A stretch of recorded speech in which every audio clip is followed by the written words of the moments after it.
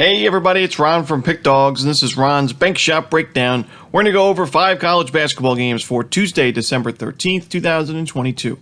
Now, if you like what you see, make sure to give this video a big thumbs up and subscribe to our channel. Don't forget to put your college basketball picks in the comment section below. And if you're looking for my best bets, you can always find those at the Premium Picks tab at pickdawgz.com. Alrighty, let's get into it. Here are the games for Tuesday in college basketball. First up, we see Memphis taking on Alabama. This one's going to be a 9 o'clock Eastern start time on ESPN2.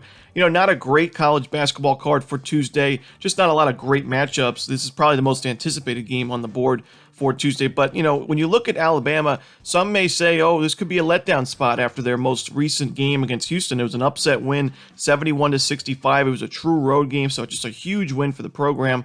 But I don't think it's a letdown spot because it's also a revenge game here for Alabama, who lost to Memphis by 14 points, 92-78 last year. And, they're looking for revenge. That was a road game. Now you're at home against Memphis. And, the big thing that was different from last year's Alabama team compared to this year, defense. I mean, last year, Alabama ranked 92nd in the country in adjusted defensive efficiency, so not really great in terms of an SEC team. They were ranked 272nd in defensive rebounding. They struggled in terms of taking a lot of fouls on defense. They were ranked 161st in two-point defense, which really hurt them in that game against Memphis. As you saw in last year's game, 24 of 37 Memphis was with their two-point field goals. That was 65%. Memphis had a little bit of success from the perimeter in that game, 35% from three, but really it was their two-point field goals. DeAndre Williams, 6 of 8. He had 20 points in that game. They dominated the paint in that one. They had 13 offensive rebounds. But Alabama this season is a lot better defensively, and more importantly, better defensively against those two-point field goals. They're 7th right now in the country in two-point field goal defense. They're much better on the defensive glass, and they're the 4th best offensive rebounding team in the country. Memphis ranked 288th in defensive rebounding percentage, so that concerns me quite a bit. Against many other teams, I may say, this is a letdown spot, a big emotional win on the road for Alabama. Don't really want to take them in this game, but this is a revenge spot. You're at home. I think Alabama gets revenge here on Memphis. I'm going to lay the points here with the Tide.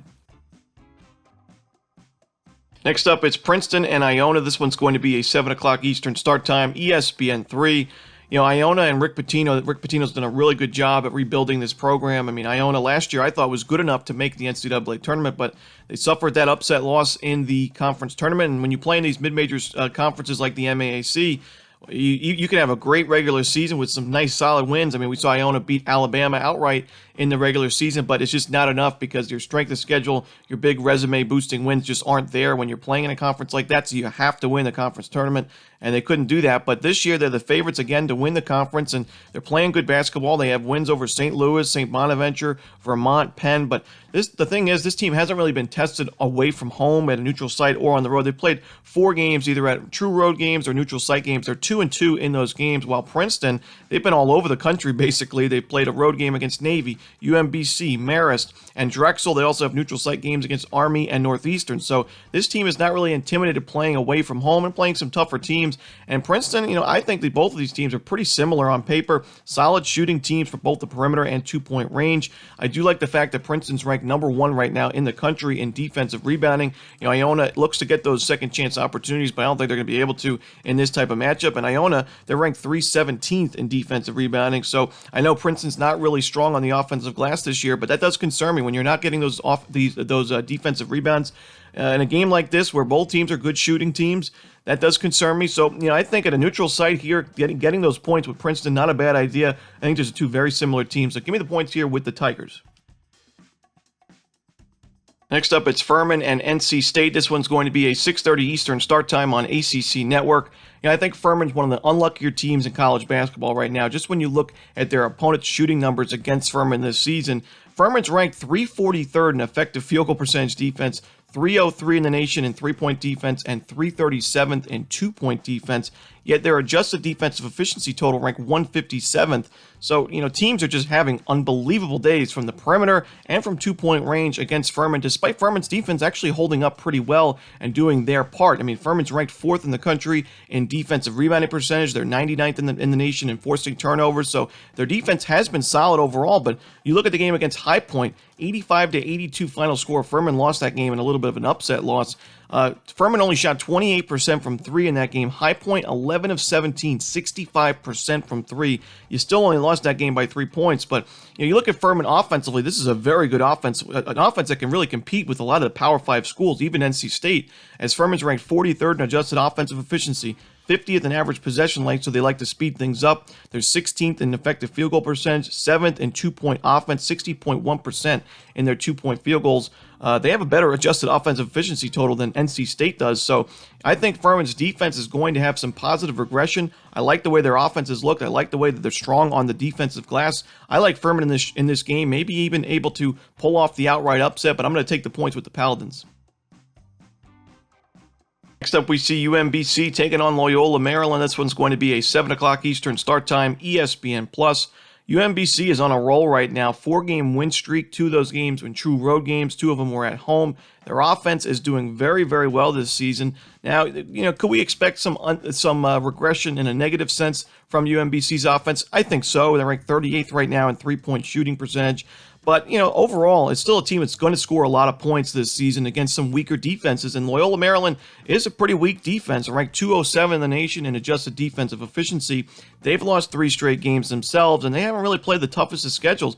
Those 3 losses against Coppin State, Hampton, and Mount St. Mary's, 3 games you would expect Loyola Maryland to win most seasons. And then the offense for Loyola Maryland has also really struggled. 333rd in adjusted offensive efficiency. They're turning the ball over left and right.